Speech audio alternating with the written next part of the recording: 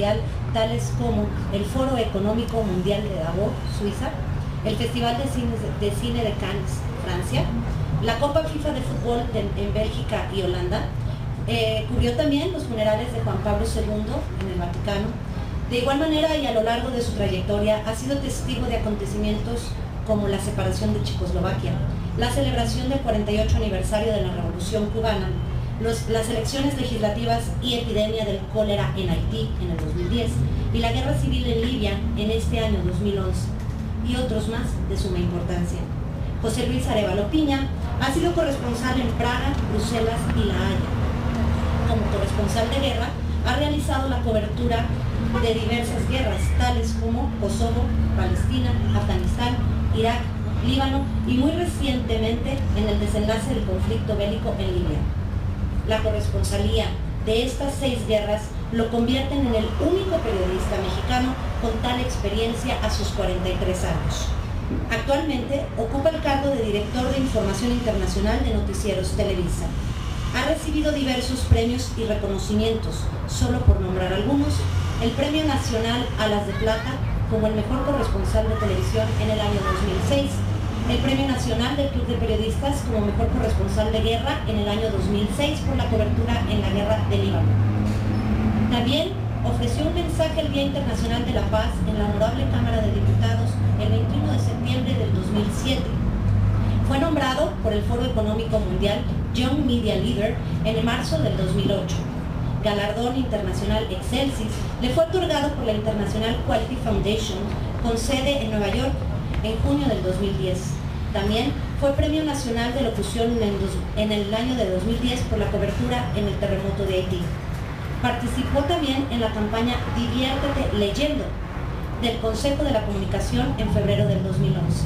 José Luis Arévalo colaboró en los libros Irak, la otra guerra y Bitácora de Guerra, que fueron publicados y editados por Editorial Clio. Hoy por hoy es el autor del libro Por los vientos de la guerra, de La Salle Ediciones, y que esta vez se presenta, que por primera vez se presentó el 11 de octubre del 2011. Por todo ello y más, demos la bienvenida a Tulancingo a José Luis Arévalo Piña.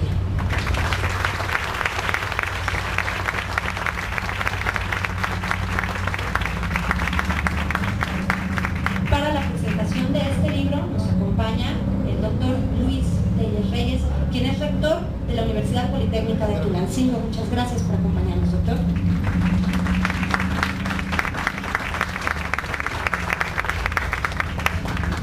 Y el periodista, el licenciado Juan Carlos Ortiz Castro, quien es director general del periódico Ruta. Gracias, licenciado.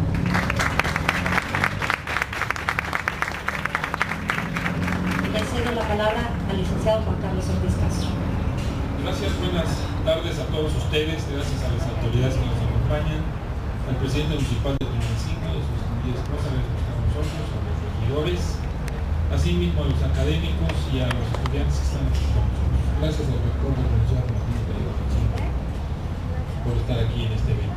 Bueno, hablar de un corresponsal de guerra es muy difícil porque hay que vivirlo, hay que estar justamente en el momento preciso para poder narrar los hechos que ocurren en distintas partes del mundo.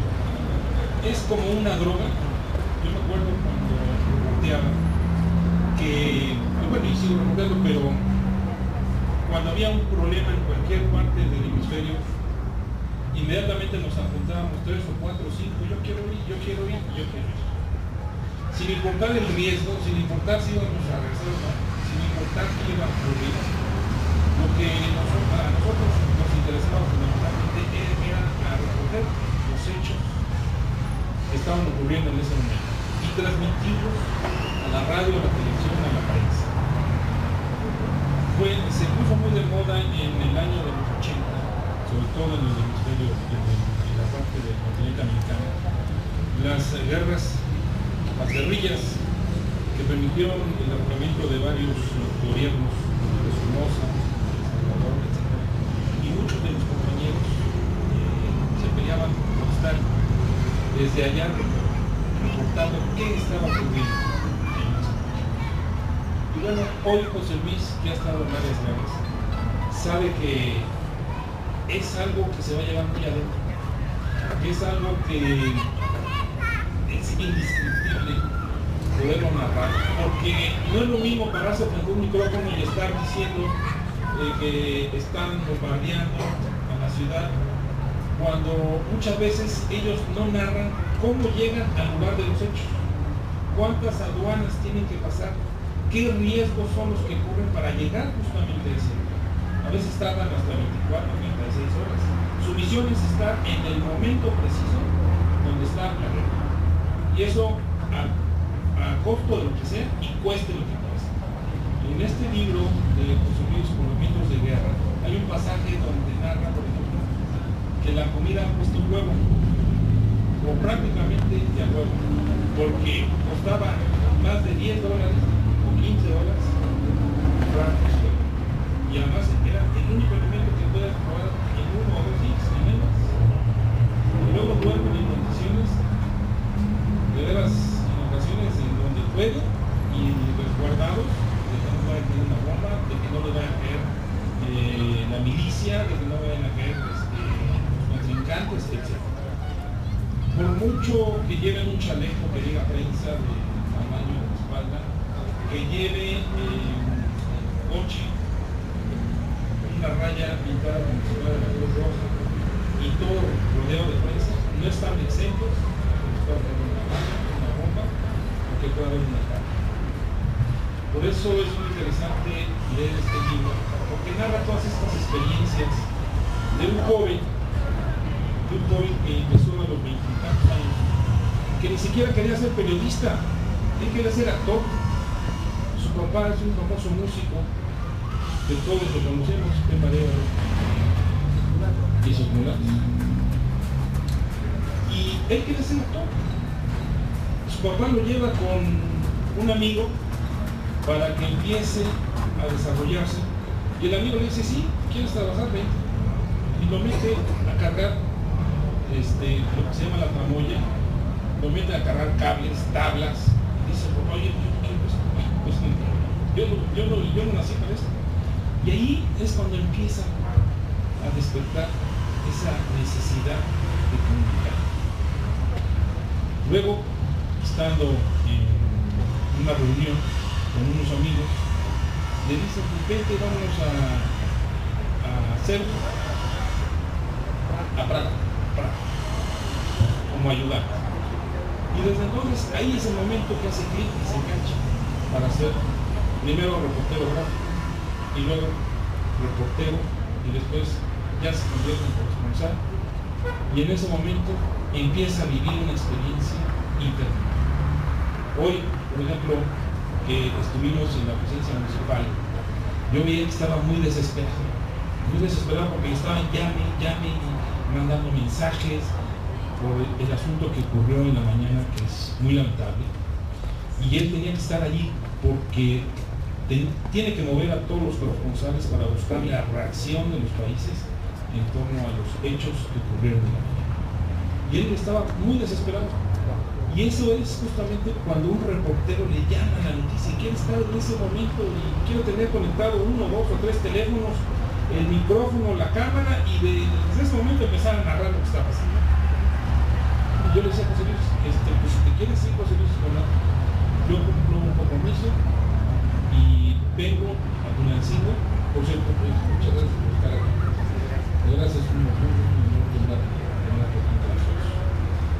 y bueno, por lo mismo él tiene que regresar porque de veras no le dejó de sonar el teléfono, tuvo que estar ahí mandando mensajes.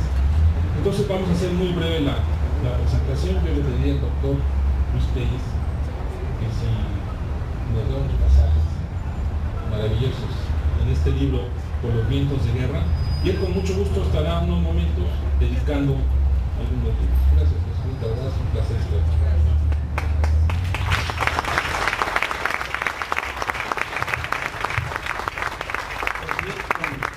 Con la venia del presidente municipal, de los regidores, de todos ustedes, el licenciado Juan Carlos, por favor de invitarme, gracias. Me da mucho gusto tener aquí a mi lado a José Luis Arévalo Piña, que bueno, nos habla en este libro Por los vientos de la guerra. De verdad que preparé una senda exposición, he estado tratando de escoger ciertos pasajes. Creo que hay unos que no voy a omitir porque de verdad me parecen los más importantes, pero quisiera juzgar de entrada algo que escribí. Yo lo puedo definir, bueno, en primer lugar, algo que quizás no le guste, pero pues yo así lo defino, puede que esté no es cierto, lo defino como trabajólico. Señora, buenas noches. Usted también tiene a su izquierda otro lugar, perdón, su presidente es igual, pero quiero decirle que lo juzgo patriota, valiente, arriesgado e irracional al exponer su vida. Es así como lo juzgo de entrada, de verdad, por lo que leo aquí, que de pronto se le erizan a uno los vellitos y dicen, bueno, ¿cómo es posible que haga tal o cual cosa? Quisiera resumir también que llegó a desempeñar una noble y ruda actividad al principio de su carrera, y que quizás por serendipity llegó a ser periodista, por azares del destino. Y bueno, él aprendió a decir que hay que irse acomodando en la vida, y le recuerda esa frase a Jacobo Zabludowski. Quisiera empezar diciendo también que a pesar de todos los malos entendidos, diferencias que siempre hay en la profesión, le guarda a Aniceto Menéndez una gran estimación y obviamente un agradecimiento, porque dice que le trazó el camino y que estando con él decidió que su vida de ahí en adelante iba a dedicarla al periodismo. Entonces eso es importante, eso es muy noble de su parte y hay que señalarlo, Pepe. Perdón, iba a decir que a José Luis Arévalo no encontraba por dónde tomar el hilo, como si hubiera muchos filamentos, y bueno, pues traté de organizar algo en 5 partes, hablando desde el hombre hasta el corresponsal de guerra y el ser humano al final. Entonces también aquí escribí que en un momento de estos que le iba a llamar Pepe de aquí en adelante, porque en el libro describe que no está muy de acuerdo con unas letras, ni cómo suenan, ni cómo se pronuncian. Entonces bueno, pues voy a tratar de que no me salgan muchas de esas. Y bueno, voy a compartir con ustedes que estando él un día ya trabajando con Aniceto, y una vez que ya había sido freelance y que estaba viviendo allá en Holanda, que escogía 2 países, Suiza-Holanda, decidió irse a Holanda y bueno, pues después de haber trabajado por su cuenta un poco más de un año, pues quiero compartirles que un día llegó a su casa y solo encontró en el refrigerador un vaso de leche y un pan con mermelada.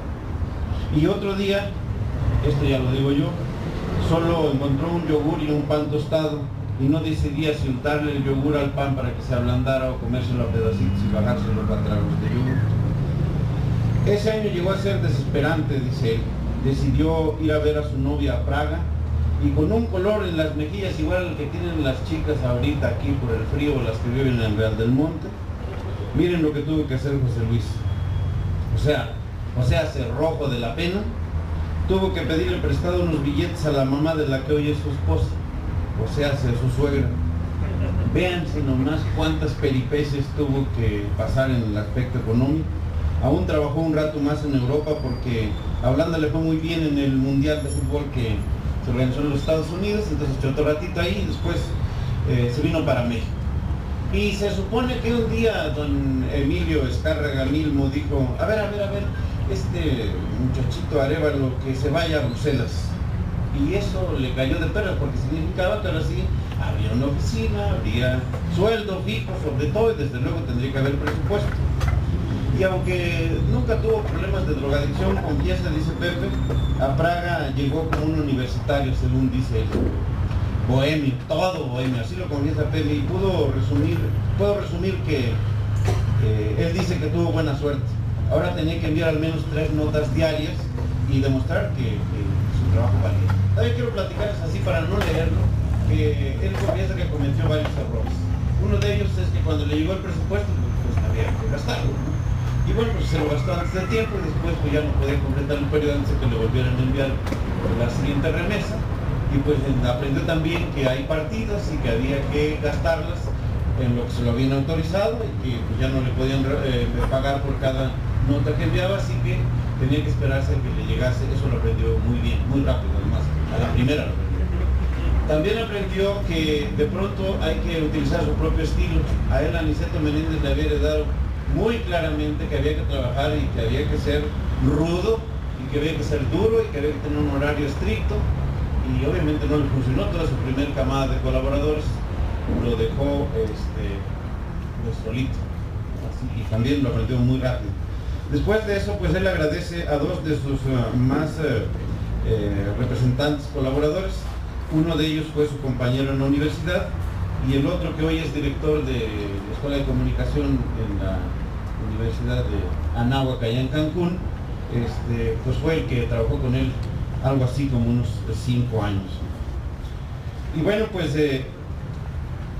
quiero decirles que vivió muchas experiencias. Por ejemplo, le tocó viajar en el buque del buque escuela de la Marina de México. Hizo unos reportajes increíbles. Yo vi una parte en algún canal, pero no pasaron a tiempo porque confiesa él que justo iban a pasar en septiembre de 2001, pero entonces recuerdan ustedes que en septiembre de 2001, el día 11 para ser exactos, se cayeron 2 edificios, más bien conspiraron en Nueva York, las Torres Gemelas, y ya eso dio pie a que no se pudiera pasar su reportaje.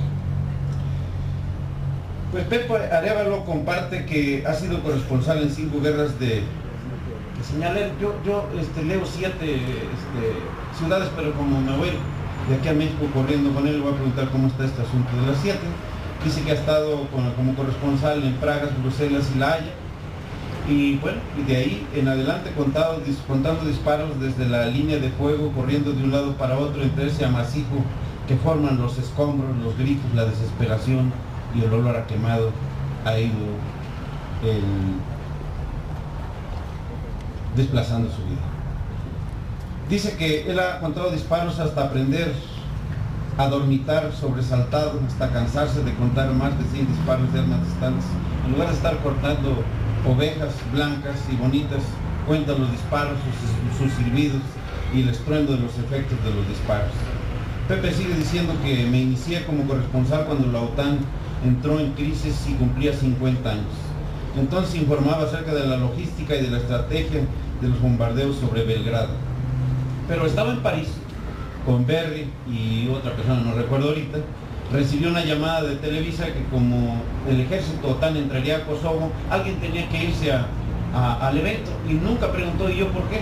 Al contrario, dijo, bueno, esa misma noche me fui a Bruselas, dice, y en Budapest nos recibió un espía del gobierno serbio.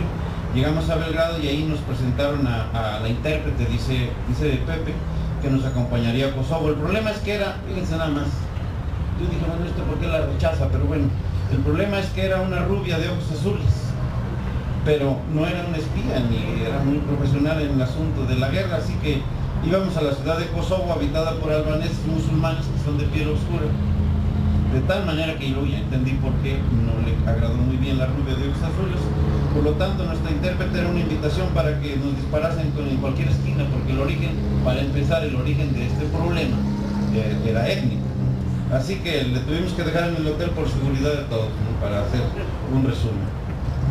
Y bueno, en la guerra dice que ha aprendido a valorar las cosas en su justa dimensión. Si tienes un dolor de panza, dice, de estómago, pues un dolor de estómago, te lo vas a curar. Si es más allá del dolor de estómago y hay que desalojar, pues está siempre el baño, no hay mayor problema, ¿no? Así lo dice en su libro y lo dice muy bien, ¿no? Dice, pero el problema en la guerra y el problema en otras latitudes del mundo es que la gente se muere sin deberlo ni tenerlo. Y es que la gente se muere de hambre, dice. Y es que la gente se muere de enfermedades que te podrías curar con una pastilla. Ese sí es el problema. Y bueno, después de la guerra de Irak dice que lo enviaron a París y cerraron la agencia de Bruselas. Hizo reportajes importantes, por ejemplo, llegó a conducir con Carlos Loret de Mola después, en Primero Noticias. Hizo reportajes tales como Los regañados de Europa, etcétera. Después cuenta por aquí que fue contratado por una estación de radio donde trabajó en un programa social durante 5 años, si no mal recuerdo. Aquí hay un pasaje bien bonito que quiero platicarles. Dice que en Europa se volvió bastante pragmático. Es más, dice que allá había un poco de tiempo para hacer amistad. El problema es que Holanda, donde estuvo primero, es un pueblo un poco frío y que la gente casi no sale, ¿no? Pero dice que cuando regresa de allá, pues es un poco pragmático y ve al Papa como un político, nada más. Debo reconocer, dice que cuando tuve la oportunidad de filmar desde la Plaza de San Pedro frente al Vaticano, mientras mis compañeros Joaquín López Dóriga y Valentina Larraque hacían lo propio desde una azotea que rentó Valentina, horas antes de la muerte de Juan Pablo, dice, tuve conciencia del carisma de este hombre y de su capacidad de convocatoria. Ya muerto el Papa, tuvo la visita de más de 2 millones de personas que iban de todas las partes del mundo solo para pasarlo a verlo un instante, porque tenían que ir formados y tenían que ir caminando.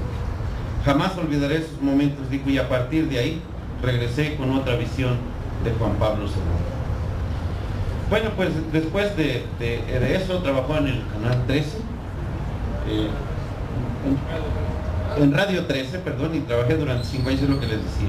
Bueno, olvidaba decir que trabajó también con este hombre, no para ahorita su nombre exacto, pero el Wiri Wiri, que dice Andrés Bustamante, que le dejó grandes experiencias. Creo que estoy diciendo todo lo del libro, mejor voy a terminar para que él nos platique algo, ¿no? Bueno, lo que sí me saca de balance es que otra vez dice, viene a mi mente la rubia, esta traductora, esmeradita, la muchacha acuciosa, participativa, dura, pero rubia y con ojos azules, que no es más que un imán de muerte en Kosovo, país de piel morena que ya habíamos dicho. Dice, así que siempre por precaución hay que traer los billetes entre los calcetines y la piel de uno, o sea, metiditos en los zapatos cuando yo me vine de allá del rancho. Y si son muchos los billetes hay que guardarlos en algún lugar donde nadie se le ocurra buscar. No los vayan a guardar en el bote de las galletas, por favor.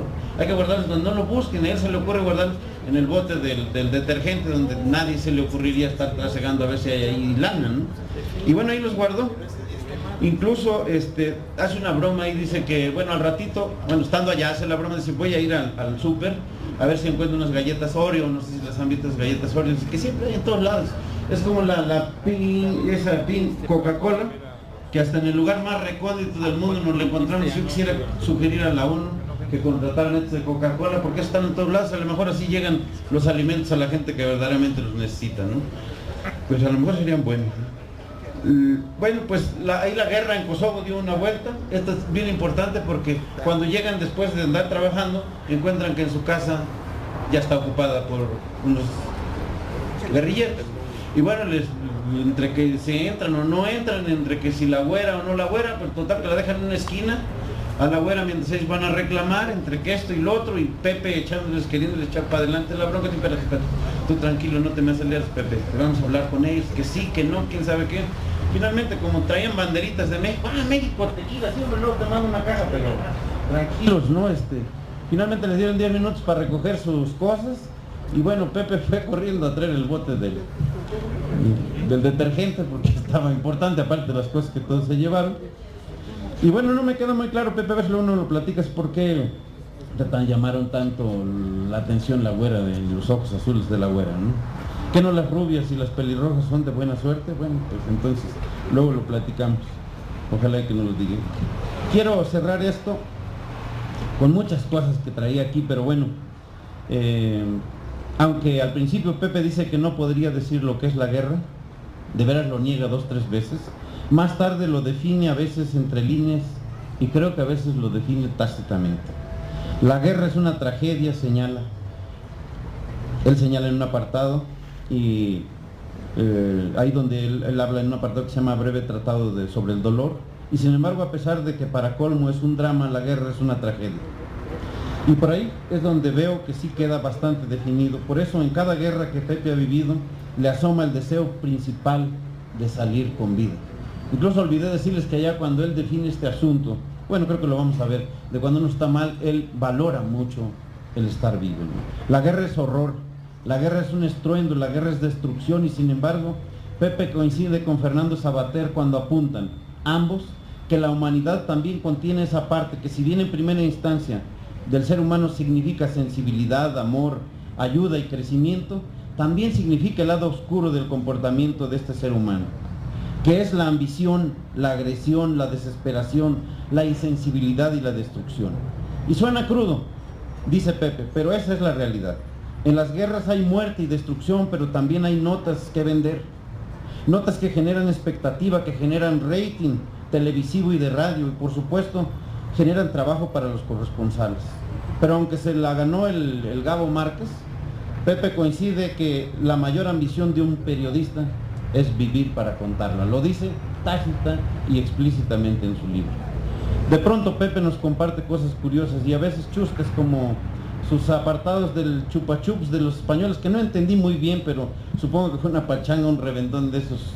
En fin, igual estoy equivocado. Otro, como The Borders is closed but the party is open, y su ocurrencia ahí, su proyecto del Silopis Bar, su confesión de sentir miedo y correr, la cultura de guardar silencio cuando están en peligro y de no hablar, de estar calladito y del olor a sangre, nos pone al tanto de su carácter. Y eso de sus traductoras, la rubia de ojos azules y Alina media luz, medio rural, medio siberiana esta última, nos comparte también lecciones de sus colegas. La primera, que sin atenazarse, nunca hay que infravalorar el riesgo de una contienda, de una lucha, de una guerra, aunque no se escuchen las balas. Y la segunda lección que nos comparte a través de sus colegas es que casi siempre se puede reducir los riesgos aplicando el profesionalismo, la voluntad y sobre todo el entrenamiento y la formación de los corresponsales. Imposible terminar de definir la guerra, pero sin exagerar, en ella existe un olor difícil de describir, dice Pepe, que es el olor a maquinaria de guerra, ropa militar y miliciana, a ropa sucia, olor a muerte y fanatismo por ambos lados de los que estén en contienda, donde uno tiene que poner a prueba la tolerancia, el miedo y el riesgo. En el apartado Zona de Guerra termina diciendo que quisiera ir más allá de los reconocimientos a los periodistas que se conocen con el nombre de la tribu española. Pepe dice que quiere referirse a todos los periodistas que de manera consciente han trabajado, trabajan hoy y seguramente seguirán trabajando, porque dice que siempre tiene su maleta. En un lado dice que la tiene medio lista, pero en otro dice que la tiene completamente lista, incluyendo desde botiquín hasta un chaleco que pesa 7,5 kilos. Para terminar, pues ya nos dijeron que tiene una vena de artista, hijo de un músico famoso que todos conocemos, una madre que también es artista.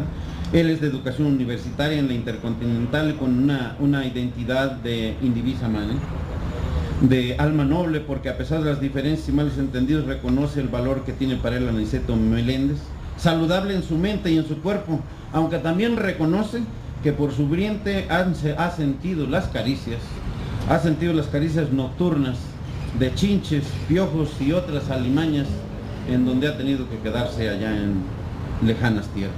Que a pesar de que se repite por salud mental su no involucramiento en el dolor ajeno, lo percibe y lo siente como todo ser humano al fin, constructor de una familia, hoy tiene un hijo, respetuoso de la experiencia de los mayores, entre ellos los consejos de su padre, incluso de su abuela. También nos comparten los epílogos del libro Por los vientos de la guerra las experiencias de David del Río, de John Marcet, de Pablo González Guillén, de Maraja Kolakovic y de Rolf Porceray. Quizá la humanidad de Pepe me permita encontrar un nexo con Alberto Cortés cuando dice: qué suerte he tenido de nacer para entender que el bueno y el perverso son dueños por igual del universo, aunque tengan distinto parecer. Felicidades, Pepe, buen libro.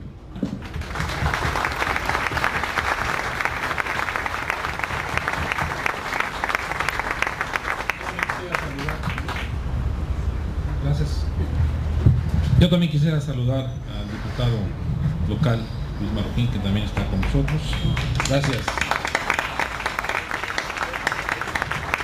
Y bueno, ya nomás como colofón también, cuando se es corresponsal, se tiene otra guerra, que es la guerra del tiempo, y es la guerra de los jefes.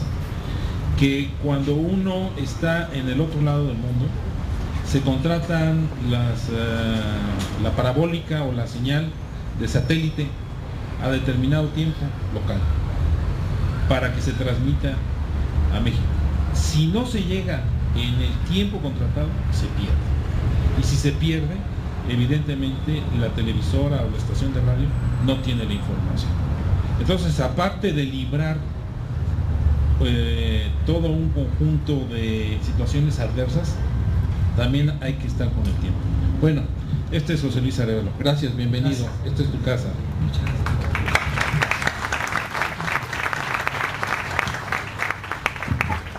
Bueno, pues muy buenas noches y antes que nada, mil gracias en serio por tan bonita recepción que he recibido todo el día aquí en Tulancingo. Me siento, créame, muy muy honrado, muy agradecido.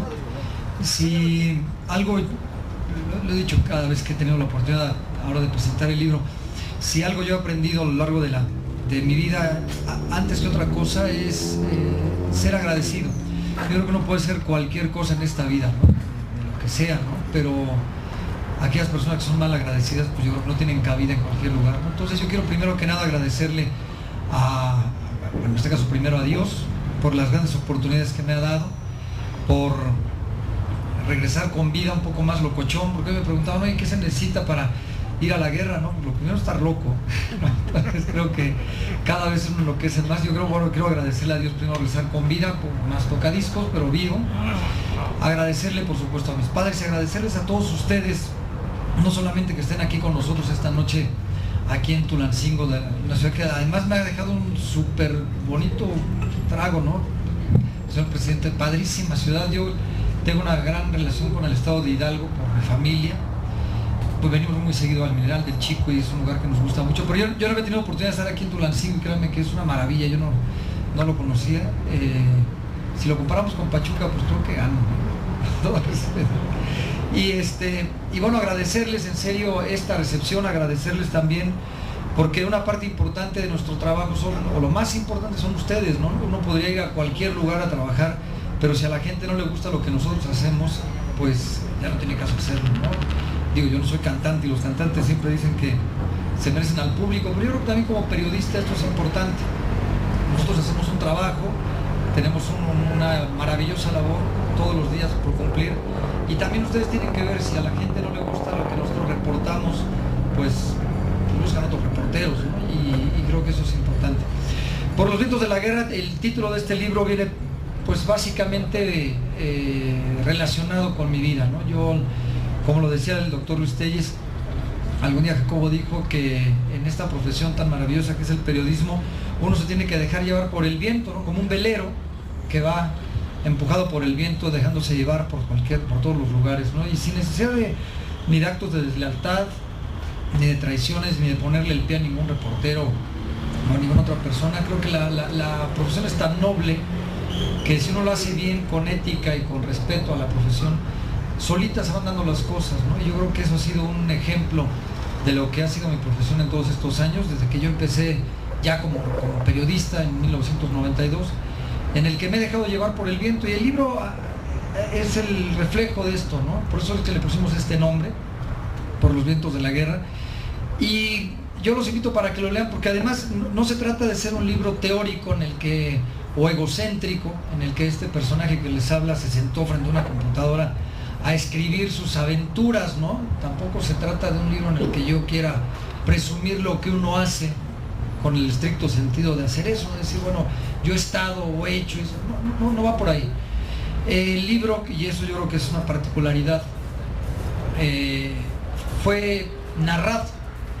Yo en el año 2006 tuve la oportunidad de estar en Cuba durante un mes cuando Fidel Castro se enfermó, y nos fuimos a trabajar un mes para pues seguir paso a paso, porque los periodistas tenemos un poquito también de sopilotes, ¿no? Estamos nada más esperando a ver a qué hora cae alguien, ¿no? Y entonces realmente estábamos esperando a ver qué pasaba con el comandante.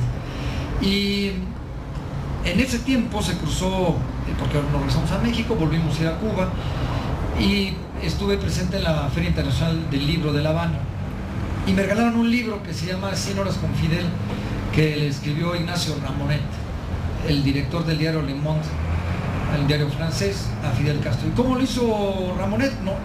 Ramonet no conocía la vida a detalle de Fidel Castro. Lo que hizo fue entrevistar a Fidel Castro durante 100 horas. Y esas 100 horas grabadas las pasó al papel. Entonces, cuando llegó la editorial, que realmente en los agradecimientos me faltó agradecer a la Universidad La Salle, porque el libro trae el sello de La Salle Ediciones, pero antes de La Salle, este libro se iba a trabajar con una editorial que se llama Afinita. Y cuando se acercó conmigo Afinita para que hiciéramos un libro, yo les dije, desafortunadamente no tengo el tiempo para sentarme a escribirlo, ¿no? Yo llevaba en aquel entonces 5 guerras y no me da tiempo, o sea, ese trabajo es muy absorbente. Yo tengo, aparte de mi esposa, tengo una mujer muy absorbente que además me da dinero y se llama Televisa. Entonces tengo que cumplirle, ¿no? Porque si no me echa de la casa. Y les dije, ¿por qué no, guardando las debidas proporciones, trabajamos un libro al estilo de Ramonet. ¿Por qué no nos sentamos a que yo les narre lo que hemos vivido, ¿no? Les gustó el proyecto y trabajamos primero con un filósofo a lo largo de 10 sesiones más o menos, y con una periodista posteriormente en otras 10 sesiones. ¿Por qué con ellos? Porque bueno, el filósofo pues tiene una forma distinta de ver la vida, ¿no? Y en un lugar como es la guerra, pues vale la pena que un filósofo nos pregunte qué es la muerte, qué se siente, qué es el miedo, qué es la vida, todo ese tipo de cosas que muchas veces son necesarias saber y entenderlas para entender o para distinguir el por qué estamos en un lugar de estos. Y luego con un periodista, porque bueno, me va a preguntar también cómo se hace el trabajo de un periodista en un lugar de conflicto. Y después de narradas todas estas experiencias que fueron grabadas, ellos le dieron forma al libro, lo transcribieron. Entonces el libro, si ustedes tienen la oportunidad de leerlo, que por cierto está ahí atrás, por si alguien quiere pasar ahí, aprovechando el comercial, siento que es un libro muy ágil, no es un libro de estos tabiques en los que uno está leyendo un manual de periodismo, sino que es lo que estamos haciendo ahorita, platicar. Yo se los estoy platicando, ¿no? Y tiene aparte unos pasajes que se llaman aventis, que son una especie como de cuentos basados en hechos reales que yo les contaba a los de la editorial, y que de ahí sacaban historias, ¿no? Por ejemplo, el tema de las chinches, ¿no? Que nos picaban, bueno, pues era un capítulo especial, las chinches. Y entonces de esta manera se hizo un libro pues mucho más ágil, mucho más ameno, y no que tratábamos de dar aquí clases de periodismo ni un manual de periodismo. Aunque dentro de esto sí hay pues partes básicas, porque hay muchos jovencitos que luego me preguntan a mí cuando doy conferencias, oye, pues ¿qué se necesita para ir a la guerra, ¿no? ¿Qué llevas? ¿Cómo mandas una nota? ¿Cómo se arma un satélite? ¿Qué es esto, no? ¿Cómo recibes la información si estás en medio de las bombas? Bueno, pues el libro trae esto. Tratamos de que sea un libro formativo, educativo, que sirva de consejo, que sirva de manual, entre comillas, para los jóvenes que quieren hacer esto. Y por el otro lado también aquellas personas que nos dan la oportunidad de vernos en la televisión y que nosotros les contamos las historias, que ustedes sepan, bueno, qué hace este mexicano desde este lugar hasta el otro lado del mundo, cómo llegó, cómo es que se para en la televisión y puede contar lo que está viendo. Entonces el libro trae estos pasajes. Y mencionaba el doctor Telles a otros periodistas que de alguna manera colaboraron conmigo en este libro, porque yo tuve también la intención de hacer un reconocimiento, brindarle un homenaje a los periodistas que han trabajado conmigo en las guerras, tanto con Televisa como de otras televisoras, porque lo hemos comentado muchas veces en las pláticas que hemos tenido, que los corresponsales de guerra somos una tribu de locochones, ¿no? Que siempre vamos a los mismos lugares. Yo me he encontrado, ahora que estuvimos en Libia, en Trípoli este año, me encontré periodistas que estuvieron conmigo en el 99, en la guerra de Kosovo, ¿no? O que estuvieron en Afganistán en el 2002. Entonces, siempre somos unos más pelones, otros más panzones, otros más flacos y otros más canosos a lo mejor, pero somos los mismos. Es una tribu, ¿no? Somos un grupito de subnormales, ¿no? Que nos encanta ir a ver donde la gente se sale y nosotros meternos. ¿Cómo es posible que aquí cayó una bomba y hay muertos y la gente escapa y tú te quieras meter a verlo, ¿no? Es un poco morboso. Bueno, pero es parte de esto, ¿no? Es parte del oficio.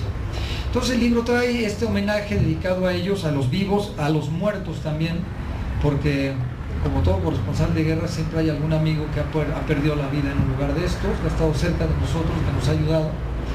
Y escogí de estos conflictos a 6 personas de distintos medios con los que yo he estado en estas guerras, ¿no? En estas 5 de las 6 guerras, porque la guerra de Libia ya no alcanzó a entrar al libro, como el terremoto de Haití, porque el terremoto de Haití en un principio no estaba contemplado. El libro se terminó de escribir pues, hace como año y medio, ya lo que pasa es que estuvo guardado y con lo de la crisis Afinitan lo sacó y luego la Salle lo recuperó. Entonces Haití no alcanzó a entrar. Y Libia, cuando me fui a la guerra, el libro ya estaba en el horno, entonces no hubo manera de ponerlo. Entonces hay 5 guerras. Y de estas 5 guerras escogí a 6 periodistas que, como les digo, estuvieron conmigo y que tienen parte importante, ¿no? en cada conflicto. Y es brindarles también un homenaje a ellos y un homenaje que ellos le hacen a otros periodistas con los que han estado. Entonces escribieron una especie como de editorial de 3 cuartillas más o menos, donde cuentan sus anécdotas como corresponsales de guerra y cuentan la anécdota o el pasaje en el que compartimos alguno de estos conflictos, ¿no? Entonces está la historia de Joan Marcet, que fue corresponsal de Televisión Española en México inclusive, que estuvo conmigo en Irak. Está la de María Kolakovic, que fue mi traductora en Kosovo, la famosa rubia de los ojos azules. y que cuenta todos esos pasajes, fue mi traductora, ¿no? Y cómo vivió esa guerra de Kosovo. Está el de Rolf, que es un periodista sueco que estuvo conmigo en Afganistán y que le mataron a su camarógrafo pues a 50 metros de nuestra casa, y platica exactamente cómo fue el asesinato, cómo lo vivimos, y aparte es un reto muy intenso porque él platica que cuando empezó a ir a las guerras eran 5 periodistas suecos, y a la fecha en la que se estudió la editorial ya nada más quedan 2, los demás han sido muertos, unos en Mogadiscio, otros en Afganistán. Entonces, ¿cómo nosotros vamos a un lugar en donde, claro, la vida está de por medio y que siempre nos mantenemos en la firme idea de que así como entramos tenemos que salir, es decir, vivos, ¿no? Aunque dentro de lo normal de este oficio, y hablo sin ánimos de querer ser héroe ni de un espíritu egocéntrico, pero lo normal de un piloto de coches Fórmula 1 pues es que muera manejando un coche Fórmula 1, ¿no? Yo creo que eso es lo lógico dentro de su profesión, ¿no? Lo normal o lo lógico de un torero pues es que lo coja el toro, ¿no? Entonces lo normal y lo lógico, como muchos les ha pasado a los corresponsales de guerra, pues es que lleguen a perder la vida en una guerra, ¿no? Y eso es lo que le ha pasado a muchos. Yo espero que no, yo espero llegar todavía a tener muchas guerras más, ¿no? También he dicho que hierba mala nunca muere, así que yo espero seguir siendo muy malo para morir dentro de muchos años y que falten muchas guerras más. Entonces el libro, esa es la intención de este libro de Por los vientos de la guerra, que créanme que es un trabajo que le pusimos el corazón, es un trabajo que narra la forma de un mexicano, porque antes que otra cosa soy mexicano y de corazón adoro este país, y todos los días me levanto con la firme convicción de ser mejor para mí, para mi familia, pero sobre todo para este país, ¿no? Que creo que merece muchísimo más de lo que hacemos por él, y que, como decía el doctor Telles y decía también el licenciado, nosotros tenemos la obligación como informadores, como medio de comunicación, de trabajar por un país que vea la tragedia que vivimos el día de hoy y que nos pone realmente contra la espada de la pared, ¿no? De qué tenemos que hacer por esta nación. Ahí luego me preguntan, oye, ¿qué es lo peor que has vivido en una guerra? Y créanme que lo peor que he vivido en una guerra no es que me pongan una pistola en la cabeza como ha pasado y como lo van a leer en el libro, porque eso es parte del trabajo. O sea, un corresponsal que va a la guerra y que no está en la calle reporteando, pues mejor que se quede en su casa, ¿no? Hay que ir a la calle, y el estar en la calle implica que un soldado te ponga una pistola en la cabeza y te diga que bajes la cámara, o que caiga la bomba en la calle de enfrente y tengas que salir corriendo, pero eso es parte del trabajo. Entonces no puede ser lo peor, eso es lo normal, ¿no? A eso vamos. Lo peor que me ha pasado a mí en una guerra ha sido ver a los niños sin piernas, ¿no? O ver a los niños que sus madres fueron violadas, o los padres fueron asesinados, los niños huérfanos, o los jóvenes que no tienen futuro, los jóvenes que ven que pierden todo y que tienen que irse a inmolar a un bar en Jerusalén y explotar para matar judíos, ¿no? O el soldado judío que por autodefensa levanta la Kalashnikov para matar a alguien, ¿no? Yo creo que eso es lo peor que uno puede vivir en una guerra es la tragedia humana, más que le pongan una pistola, ¿no? Pero al mismo tiempo esa tragedia humana es también lo mejor que me puede pasar, porque a mí esa tragedia humana me ha permitido pues superarme, aprenderle a dar el valor, el verdadero valor a la vida, ¿no? Y yo lo cuento ahí en el libro, cuántas parejas no tardan muchos años en concebir la vida, ¿no? Lo difícil que es concebir la vida y lo fácil que es perderla. Yo creo que con cruzar la calle y no voltar que viene un coche me atropella, ¿no? Y mira, este cuate aguantó muchas bombas y no se dio cuenta que vino un coche y lo atropellaron y se murió. Hágame el favor, ¿no? Entonces yo creo que eso es lo más bonito de todo esto, ¿no? A las partes negativas de una realidad como esta, sacarle lo positivo, ¿no? Y en este sentido, en este estricto sentido, darme cuenta, como les digo, del verdadero valor que tiene la vida y como yo lo he dicho todos los días, yo todos los días me despierto de buen humor, ¿no? Con todos los problemas que puede haber y las presiones en una empresa como la que trabajamos, etcétera, etcétera, pues despertarme de buenas por el simple hecho de estar vivo y por el simple hecho de estar entero, ¿no? Después de ver este tipo de tragedias, y no necesariamente hay que irse hasta Afganistán o a Kabul o a Bagdad o a Trípoli para ver estas tragedias, ¿no? Yo creo que basta con irnos a un barrio muy popular de nuestro país, al que ustedes me pongan en uno de los barrios donde la gente esté con mayor necesidad, para darnos cuenta de las dificultades por las que pasan muchas personas y las lecciones de vida que estas personas nos pueden dar a nosotros, ¿no? Yo quiero, para terminar, comentarles, por ejemplo, uno de los pasajes más intensos de mi vida en estos conflictos, y yo creo que sin duda fue en Kabul, en Afganistán. Afganistán es el país que tiene el mayor número de minas antipersonales enterradas en su territorio. ¿Por qué? Porque Afganistán siempre ha querido ser un país invadido. Primero desde Gengis Khan, luego la Unión Soviética, y ahora los Estados Unidos, y nunca han podido. ¿Qué es lo que han hecho los afganos a lo largo de su historia? Entierran en el desierto minas antipersonales, ¿no? Para que cuando la gente, los soldados que quieren invadir entren, pisen la mina, explote y pues, se mueran o pierdan la pierna o la mano o lo que sea, ¿no? Pero esas minas se quedan y entonces pues, los civiles pierden sus extremidades habitualmente. En Kabul hay un hospital, en el centro de Kabul, que depende de la Cruz Roja, en donde se produce el mayor número de prótesis de extremidades, ¿no? De piernas, de pies, impresionante. Entonces, nosotros llegamos a grabar allá al hospital de Kabul para hacer un programa especial, y cuando entré, y bueno, hagan de cuenta, yo tengo el humor un poquito negro, disculpen, pero hagan de cuenta que entraba una zapatería, ¿no? Pero de piernas, ¿no? Entonces, bueno, es increíble esto. Y yo buscaba ahí una historia cruel que me mostrara la realidad de Afganistán. Y me encontré un niño como de 12 años de edad que con una prótesis iba empujando una silla de ruedas, y en la silla de ruedas venía otro niño, más o menos de la misma edad, que no tenía piernas, ¿no? Entonces yo dije, qué maravilla, ¿no? No en el sentido de la tragedia de ellos, sino la maravilla de que un niño sin una pierna ayude a otro niño que no trae piernas, o sea, qué fuerte, ¿no? Y además en un hospital en donde los que atienden son doctores que también han perdido extremidades, y que la mejor forma de enseñarle a alguien que no tiene extremidades, bueno, pues es que sea alguien que tiene que vivió la misma tragedia. Entonces me llevé al niño que empujaba la silla de ruedas y le dije, oye, pues vamos a entrevistarte, ¿no? Cuéntame tu historia. Y bueno, pues ahí le estoy entrevistando, ¿no? Y como ustedes saben que a nosotros los mexicanos nos encanta esta parte sensible, ¿no? Nosotros podemos hacer historias con datos duros del número de muertos, pero a los mexicanos nos gustan las historias como las novelas, ¿no? Donde venga el sentimiento. Entonces yo le buscaba al niño que me contara su realidad, jalarle el sentimiento, ¿no? Y en la entrevista yo le digo, oye, ¿tú no te sientes triste de que a tus 12 años pues no estés detrás de un balón de fútbol, ¿no? Como yo, cuando yo tenía tu edad, yo andaba detrás de la pelota, ¿no? Jugando. ¿No te da tristeza lo que estás viviendo? Y el niño me dice, pues no, la verdad es que no. Y yo digo, ¿cómo que no estás triste? Y me dice, no, porque mira, yo lo que quiero es aprender a usar mi prótesis para que yo salga del hospital, estudie medicina y ya como doctor regrese al hospital a ayudar a otros niños que seguramente van a llegar como yo. Entonces son de estas historias de vida que uno dice, caray, es increíble que un niño en Afganistán con una pierna de palo me venga a dar esta lección de vida, ¿no? Porque nosotros que estamos enteros, que tengo mis 2 piernas, mis 20 dedos, mis 2 manos, la cabeza me trabaja, pues, considero normal.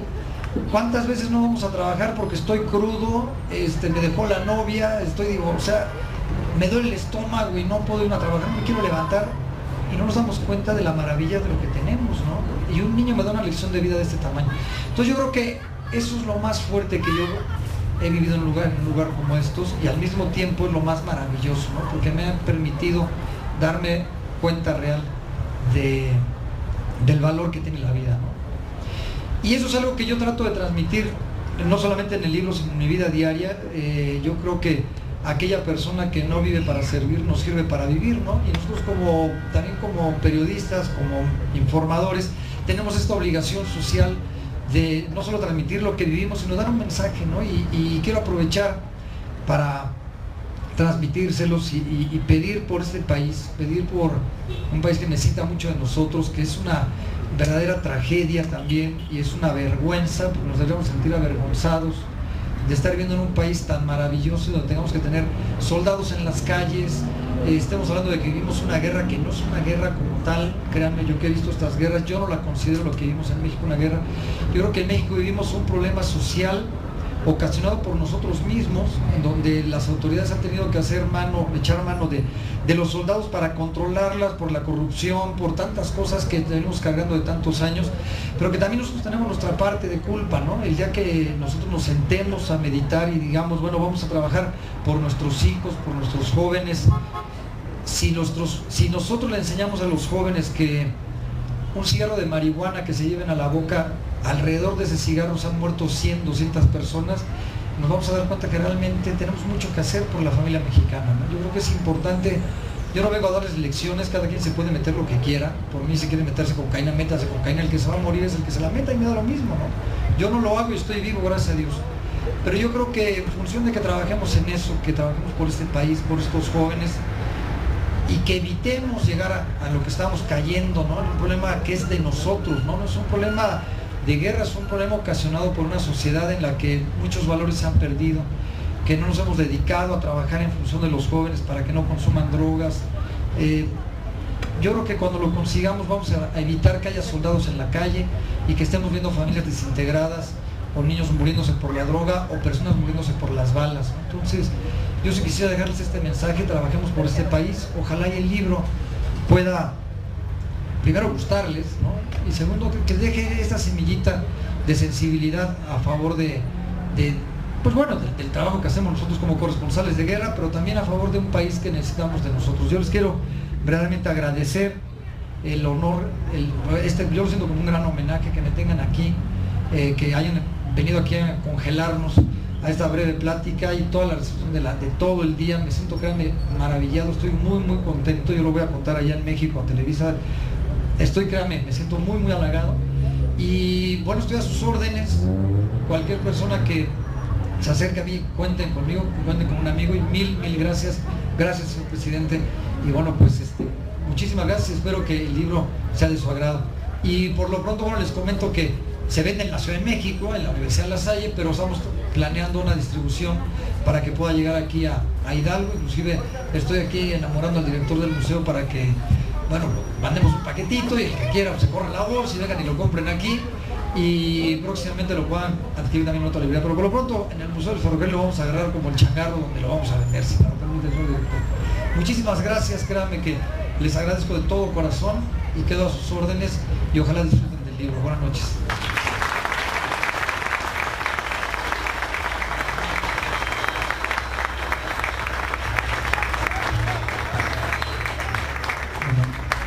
Nuevamente les pido un fuerte aplauso para el doctor Luis Telles, para el licenciado Juan Carlos Ortiz y por supuesto para el gran corresponsal de guerra José Luis Arévalo Pino.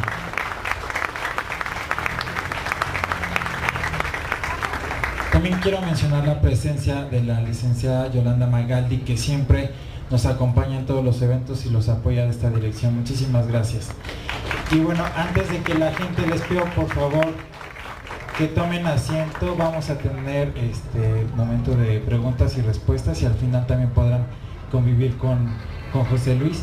Pero quiero cederle el micrófono al licenciado Jorge Márquez, que nos haga favor de regalarnos unas breves palabras.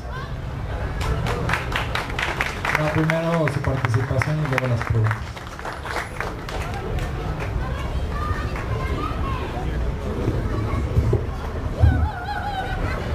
Muchas gracias. Creo que está fuera de contexto el que el presidente municipal pueda dirigirles unas palabras después de escuchar la presentación del libro por estos dos estupendos tulancinguenses de adopción, como son Juan Carlos Ortiz y Luis Telles. Muchísimas gracias por esta presentación. Y sobre todo, después de escuchar la gran presentación que nos hace de su propio libro, Pepe Arévalo, solamente decirte, Pepe, que Tulancingo hoy está de fiesta, que desgraciadamente a México lo marca este día, pero que también nunca, por esta coincidencia que se da de manera increíble, impresionante, se nos va a olvidar la presentación del libro de los vientos de la guerra aquí en Tulancingo. Muchísimas gracias por venir, para nosotros ha sido un gran honor. Sabemos que es la segunda presentación del libro. Yo quiero agradecerle a Eda Padilla que haya tenido la amistad con Pepe Arévalo para que este evento se pudiera realizar en Tulancingo. Muchísimas gracias, Eda. Sabemos que siempre estás muy dispuesta a trabajar por tu también lugar de adopción, pero que definitivamente si no fuera por ese cariño, esa entrega, ese compromiso que tienes, no hubiera podido llegar Pepe Arévalo acá. Nos da mucho gusto, ojalá y puedas regresar en muchas ocasiones, tu actividad tan impresionante te lo pueda permitir. Y hoy creo que muchos de los que estamos aquí, o todos, nos llevamos una profunda reflexión de nuestra vida, del saber que efectivamente tenemos todo para ser felices y también tenemos todo para ser un municipio que se pueda desarrollar a plenitud, que no nos falta nada, ni siquiera la paz y la tranquilidad, y que podemos siempre trabajar en pos de mayor felicidad, de mejores resultados para todas nuestras familias. Esta reflexión que nos dejas aquí y que es profunda, que se arraiga en todos nosotros, deberá de provocar que sea nuestra plataforma también de despegue para lograr y hacer mejores cosas, no solamente en el ámbito económico, sino en el ámbito social y cultural. Hoy es, diría yo, que una joya de la corona, la presentación del libro de Pepe Arévalo, aquí en Tulancingo, tu presencia. Hemos hecho una gran actividad cultural, pero esta que es profunda, que, repito, nos hace reflexionar sobre estas vivencias, estos hechos que suceden todos los días en el mundo y que desafortunadamente también aquí en nuestro país, aquí mismo cerca de nosotros también hay una pobreza extrema y también hay condiciones que nos exigen que hagamos más por nosotros mismos, pues nos deja una gran enseñanza. Te lo agradecemos infinitamente. Yo quiero agradecerle a todos los tulancinguenses que hoy están aquí, que con su presencia alientan, que con su presencia nos dan la razón de seguir trabajando por todos ustedes y porque en Tulancingo mejoren nuestras condiciones. Muchísimas gracias, ha sido un honor para los tulancinguenses tenerte en Tulancingo.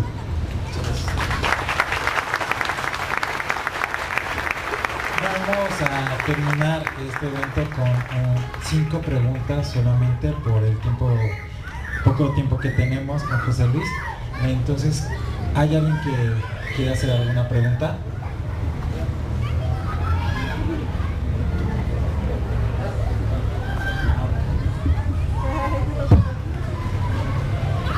Buenas noches. Recordamos a algunos que estamos aquí al señor padre en esos tiempos de la década de los 80, interpretando a Pedro Navaja, triunfando en películas de esa época. Usted era, imagino, un adolescente. Le hablo del aspecto de la familia. Muchos de los que nos dedicamos a esta labor, nuestras familias se preocupan cuando cubrimos algún accidente, considerando también la situación, la inseguridad. Se preocupan, pero bueno, comparando, valga la comparación, cuando usted va a otros países a cubrir guerras, ¿qué pasa con la familia? ¿Tiene contacto con sus papás, con su esposa? ¿Cómo se vive esa situación detrás de cámaras, vamos, en el aspecto humano? Eso nada más. Muchas gracias. Pues realmente la primera forma en la que ellos se enteran que estamos vivos es cuando salimos a cuadro. Yo creo que ya cuando a uno lo ven ya dicen, este está vivo, ¿no? El problema es cuando no sales a cuadro. Cuando ellos ven que no estamos, bueno, pues algo raro pasa, ¿no? Y yo generalmente me comunico con la casa diaria, ¿no? Esté donde esté, hay una llamada diaria. A lo mejor la angustia un poquito es cuando uno se va, porque digo, ya al principio, sobre todo las primeras guerras, decían, bueno, este ya se vuelve a ir, pues sí. Ahorita ya están acostumbrados, ahorita dicen, bueno, ya, ahora que fue lo de Trípoli, ya lo toman con tanta tranquilidad que no me ven a hacer la maleta, ¿no? Yo creo que han de estar preocupados por el seguro de vida, mi suegra, ¿no?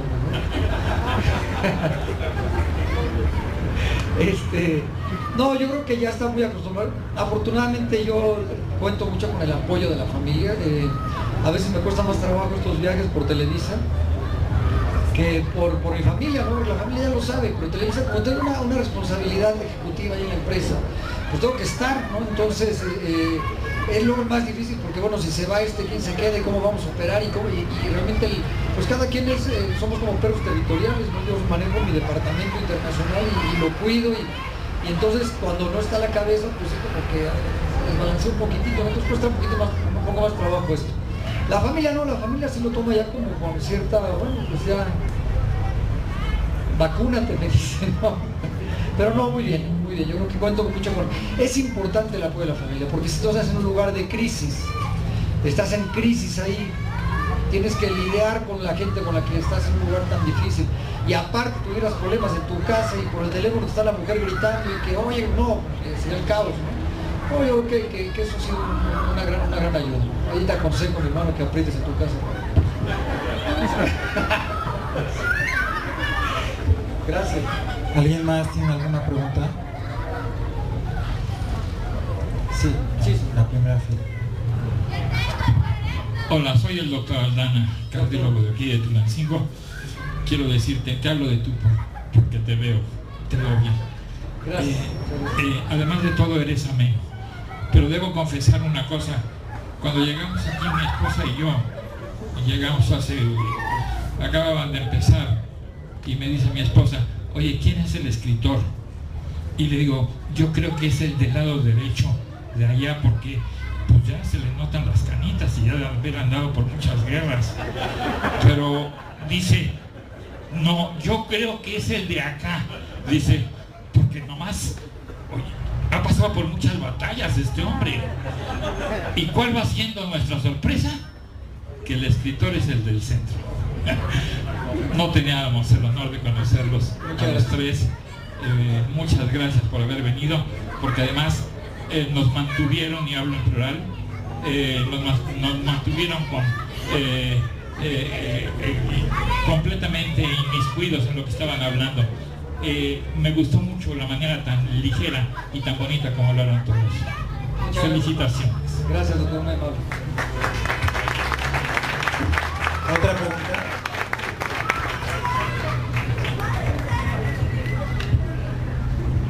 Buenas tardes, pues al igual que muchos tulancinguenses, estoy muy agradecidos por su visita, por lo que nos ha compartido esta noche. Y bueno, a mí me gustaría hacerle una pregunta, algunas cosas que ya me han sido contestadas con su participación. No he leído su libro, he tenido oportunidad de leer otros corresponsales de guerra, siempre me ha parecido un tema interesante. Y a mí me gustaría que nos compartiera, sobre todo porque hay muchos jóvenes acá atrás, y seguramente a algunos les interesa el periodismo, a otros nos interesa conocer lo que pasa en el mundo. A mí me impacta mucho ver las escenas de guerra que ustedes nos pasan por televisión, siempre me han impactado. Algunas personas dicen, ¿cómo puedes ver noticieros por la mañana?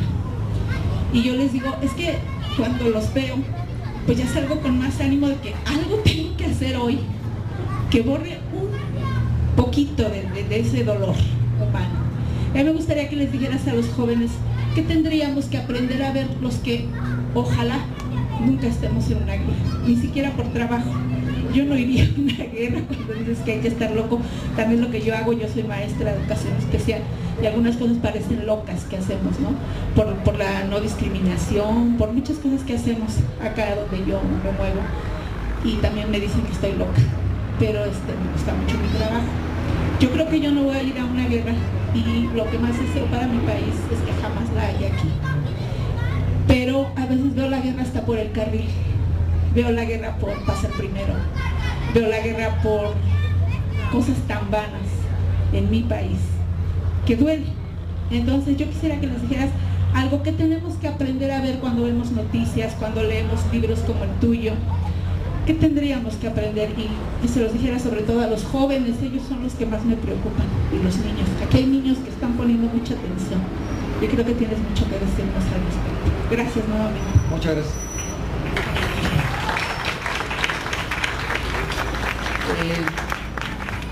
Luego cuando yo llevo 6 conflictos, siempre digo, bueno, ya estoy esperando el 7º, ¿no? Ya el próximo año ya lo estoy preparando, ¿no? Y me dicen, bueno, pues este cuate quiere todo el tiempo que haya guerras. No es que yo lo quiero, no es que yo quiera que haya guerra. Yo creo que la guerra es algo inherente a la condición humana, justamente por lo que usted está diciendo, ¿no? Nos peleamos con el del coche de al lado. Si nos peleamos con el del coche de al lado, con el vecino o con el de arriba porque están pisando muy duro en el techo, no se van a pelear en un país por un territorio, o por petróleo, o por gas, o por agua. O sea, ya es parte de la condición humana, desafortunadamente, ¿no? Pero así ha sido, así es parte, así ha sido toda la historia, ¿no? Si nos ponemos a ver de la Segunda Guerra Mundial a la fecha, buscamos en los almanaques, a ver, un día de paz a nivel mundial me gustaría, no lo hay. O sea, a lo mejor hay, como yo le decía a los muchachos hoy en la preparatoria en la mañana, a lo mejor hay, hay guerras más mediáticas que otras, ¿no? O sea, nos enteramos todos de Afganistán y nos enteramos de Libia, de estos lugares porque hay intereses internacionales, ¿no? Pero poca gente sabe lo que pasa en Darfur, ¿no? O poca gente sabe lo que pasa en el Congo, o en Ruanda a lo mejor, o en otros lugares donde también la gente se está matando, ¿no? Y como no son mediáticas, no son de interés mundial, pues no sabemos. Pero yo creo que es parte de la condición. Es por eso que yo digo, bueno, hay que ir, porque pues, a uno le gusta ir a trabajar en esto, pues vamos a terminar yendo. ¿Qué es lo que...? Yo creo que la pregunta que usted me hace favor de hacer va relacionada con el final de mi presentación, ¿no? Tenemos que trabajar mucho por este país, por darnos cuenta de que cada día tenemos que ser mejores y de evitar esa guerra de todos los días de pelearme con el de al lado, ¿no? Yo creo que tranquilizar este temperamento a lo mejor, ¿no? Y pensar que lejos de favorecer, entorpecemos, ¿no? Yo viví muchos años fuera de México, no hay ningún país mejor que otro, créanme. Luego me dicen, oye, tú no extrañas Europa, ¿no? Viví 12 años y medio allá. Y honestamente no, como tampoco vivía yo en Bruselas y extrañaba México.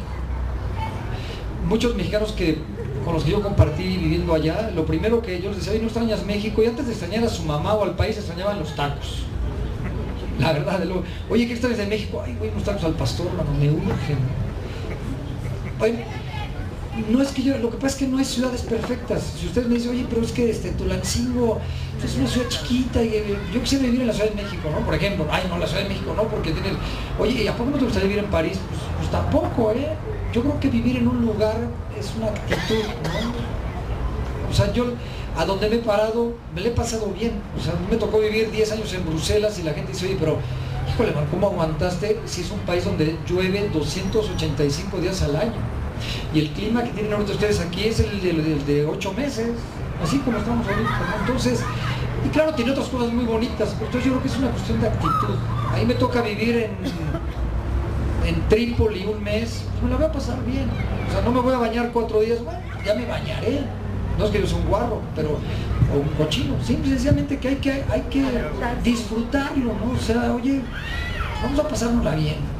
Si voy a sufrir, pues mejor me regreso. Si a mí me van a mandar a un lugar, al terremoto en Haití, que yo creo que ha sido el peor lugar donde yo he podido estar, la peor catástrofe humanitaria que yo he vivido es Haití, el terremoto en Haití. Pero estuve 2 semanas, ¿no? Pero si voy a estar sufriendo, pues mejor duro 3 días y me regreso. Pues para sufrir mejor me voy a mi casa, ¿no? Y no sufro en mi casa. A veces, cuando llego tarde. ¿Para qué? Mejor me regreso, ¿no? Entonces yo creo que hay que tener actitud, yo creo que tenemos que dejar de ser pesimistas, ¿no? Y los jóvenes tienen que aprender, bueno, pues voy a tratar de todos los días tener, yo lo que trato de contagiar, ¿no? Oigan, despídense de buen humor, vamos a pasarla bien, vamos a ir al trabajo con ganas, ¿no? Hay gente que desafortunadamente trabaja en un lugar porque pues no le queda de otra, ¿no? Y bueno, pues a lo mejor es un ingeniero y termina haciendo un trabajo que no le gusta. Eso es por las condiciones, bueno, ok, yo sí trabajo en algo que me gusta y aparte me pagan, ¿no? Yo digo, oye, qué buena onda. Pero aún así yo creo que lo que yo les comentaba al final de la presentación, disfrutar lo que tenemos, ¿no?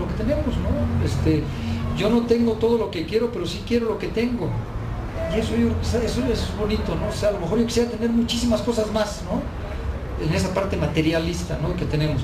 Bueno, no las tengo, pero lo que tengo lo quiero mucho y hay que cuidarlo. Entonces yo creo que eso vale la pena. Yo creo que es un mensaje bonito para los muchachos y ojalá y les sirva. Gracias.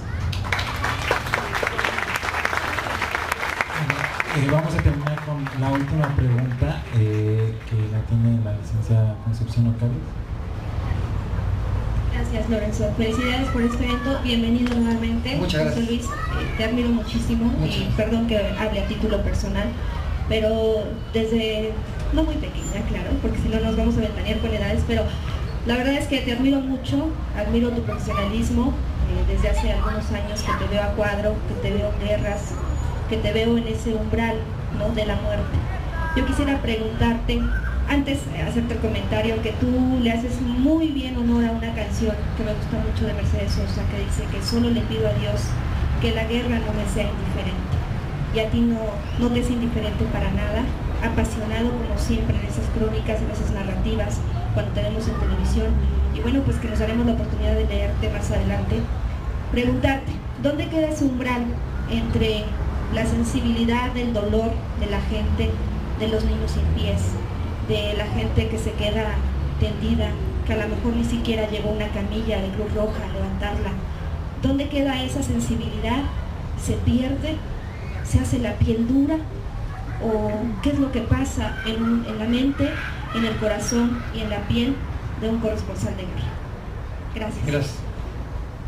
Pues mira, digo, voy a escuchar muy cruel, a ver si no me... Lo momento que hemos platicado, a ver si no me sacan a patadas de aquí ahorita. No, mira, yo creo que con el paso de los conflictos, con el paso de los años, periodísticamente hablando, yo creo que yo sí me he vuelto un poquito más crudo, ¿no? O más, no cruel, pero más frío, ¿no? Para hacer este trabajo, este oficio necesita forzosamente tener un rigor periodístico y una objetividad, ¿no? Y yo como director, además de un área, yo se le exijo a mis corresponsales, ¿no? Tenemos que ser muy objetivos, tenemos que ser muy rigurosos, tenemos que cuidar mucho lo que decimos, cómo lo decimos, narrar exactamente lo que estamos viendo, no entrar en subjetividades de que, oye, me dijeron que en la calle de al lado cayeron 25 bombas y las viste, pues no, pero me lo dijeron, pues entonces no lo digas, ¿no? O sea, que hay que narrar exactamente lo que viste, ¿no? Y cuando tú vas a un lugar de estos, donde, por ejemplo en Haití, si yo me pusiera a ser subjetivo o fuera sensible, yo cada nota a lo mejor la contaría llorando, ¿no? Pero miren, los pobres haitianos vivirán de este lado del charco, pero ni son mis paisanos, bueno, ni el color de piel tenemos, igual. O sea, a mí, no quiero decir que me dé lo mismo, pero bueno, pues yo voy de periodista, yo ni soy voluntario ni de la Cruz Roja, ni de Médicos Sin Fronteras, ni de alguna ONG, yo voy como un periodista y yo voy a contar las historias que hay ahí. Y pues mala suerte para ellos que están ahí, qué mala onda. Si eso me pasara y yendo a cubrir una tragedia en algún rincón de nuestro país, sí lo sentiría, porque pues soy mexicano y digo, oye, pues no, aquí está feo, pues, es mi raza, ¿no? Es mi sangre, es mi país. Pero pues ahí, y si matan a un libanés, pues mala suerte, brother, ¿para qué pasaste por aquí, no? Yo voy a narrar la historia, yo la voy a contar, yo voy como periodista, yo voy como aquel cirujano que, como el doctor, que a lo mejor está abriendo un paciente y le abre la panza y le saca las tripas, ¿no? Y él está tratando de hacer su trabajo y en ese momento se le muere. No se va a poner a llorar. Chico, se me murió, señora, oiga, le tengo el cuerpecito. Pues ni modo, o sea, es parte del oficio, ¿no? Aquí igual, aquí pues yo voy trabajando, yo voy a través de una cámara a ver la historia y a contarla y a que ustedes se enteren de lo que está pasando allá. Porque si yo me pongo a ser amigo de ellos o a levantar un...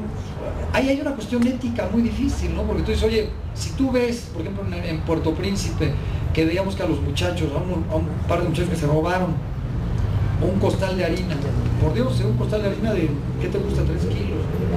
Se lo roban y en eso llega la policía y le meten un balazo a un tipo aquí en la cabeza como a 3 metros de distancia. Y enfrente de ti se cae el muchacho ahí desangrándose. A ver, ¿qué hago? ¿Tú qué haces? ¿Te vas a bajar del coche a levantarlo? Pues yo no sé ni siquiera cómo taparle el hueco al muchacho, ¿qué hago? O que me lo subo al coche y se me muere en el coche, entonces van a pensar que yo lo maté. Pues no, yo voy como periodista, ¿no? Lo más que podría yo hacer es hablarle a la Cruz Roja y decir, oigan, aquí acaban de balacer este cuate, ¿no? Pero ni el teléfono de la Cruz Roja traigo porque son cosas que pasan en 5 segundos, son muy rápidas, ¿no? Entonces es un poco difícil ahí decir, bueno, ¿qué tengo que hacer? Pues yo tengo que ir a reportar, ¿no? Yo voy de corresponsal, yo voy a hacer una historia. ¿Qué es lo que a lo mejor sí me puede pegar un poquitín más? No lo hemos contado aquí, lo digo siempre, pues la historia de los niños, ¿no? Yo creo que los niños son los más desvalidos en todo esto y es donde más feo se puede sentir, y más cuando tienes hijos, bueno, sí está feo, ¿no? Yo creo que cuando tú ves un niño que se queda sin familia, pero pues no haces contacto con ellos, ¿no? Yo creo que tú vas desde la barrera a ver la historia y la cuentas y se necesita a lo mejor tener mucha preparación psicológica. Yo no voy ni al psiquiatra, ni al psicólogo, ni nada. ¿Cómo me libero de todas estas cosas? Yo tengo mucho contacto por razones, digo, yo sí quiero que sepa que yo sí me echo mis tequilas, ¿no? Pero tengo mucho contacto con la gente de AA, por otras razones. Y algo le aprendí a AA, que la manera de curarse el problema del alcoholismo es subiéndose a la tribuna y contarlo, ¿no? ellos sacan todos sus demonios, ¿no? Y te los cuentan y te dicen, y yo soy alcohólico y y así se cura. No se cura ni con el cura, ni con el psicólogo, ni con el psiquiatra. El alcoholismo se cura así. Pues esto igual. Yo ahorita todo lo que les estoy contando, y les podría contar muchas cosas más, se lo estoy dejando a ustedes para que no puedan dormir. Yo ya puedo dormir, yo ya lo saqué, ¿no? Es una terapia, ¿no? O sea, ahorita se van a ir de aquí ahora, oye, este cuate vio al haitiano que le metieron un balazo y se lo están imaginando, y chino, juegue, ¿no? No, yo ya lo conté, yo ya lo vi, yo ya a lo mejor dejé de dormir una noche, pero ya se me pasó, todos mis demonios los saco, ¿no? Entonces yo creo que es una especie de catarsis, y es la forma, ¿no? Pero a lo mejor suena muy frío, pero para ir a lugares de este tipo yo creo que tienes que ser un poquito así, porque si no te afecta, y también caes en subjetividades o caes en un riesgo de que a lo mejor te haces amigo de una familia libanesa y al día siguiente te la matan. Entonces tu nota, en lugar de ser periodística, pues va a ser, mataron a la familia de Hassan, mi amigo, ¿no? Pues espérame, te ve un israelí, va a decir, pues Hassan era un terrorista, ¿no? Por ejemplo, entonces tienes que ser totalmente neutral, ¿no? Esa es una forma en la que yo trabajo, y también mi forma de vida, pues así lo he manejado, ¿no? Y creo que pues lo trataré de seguir haciendo así. El día que me afecte realmente, yo creo que ese día sí dejaría de ir, ¿no? Porque pues ya voy a perder esa condición periodística. A lo mejor voy a volver más humano, que a veces caería bien, ¿no? Pero tengo que ser en ese sentido más cruel, a lo mejor, ¿no? Muchas gracias. Damos por concluida la sesión de preguntas y respuestas, y bueno, por último agradecer la presencia de todos ustedes y también del doctor Luis Telles y del licenciado Juan Carlos Ortiz, y principalmente gracias a José Luis Arevalo Piña por tu presencia el día de hoy aquí en Tulancingo. Muchísimas gracias, y bueno, se pueden acercar para que José Luis les firme sus libros.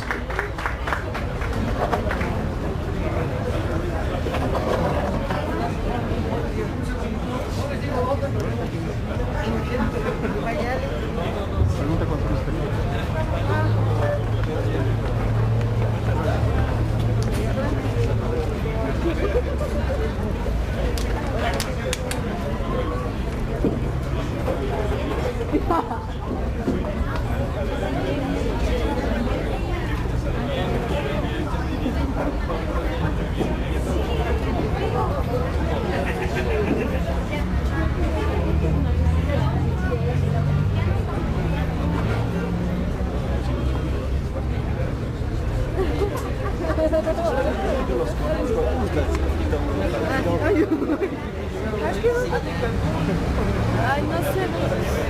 Qué valiente.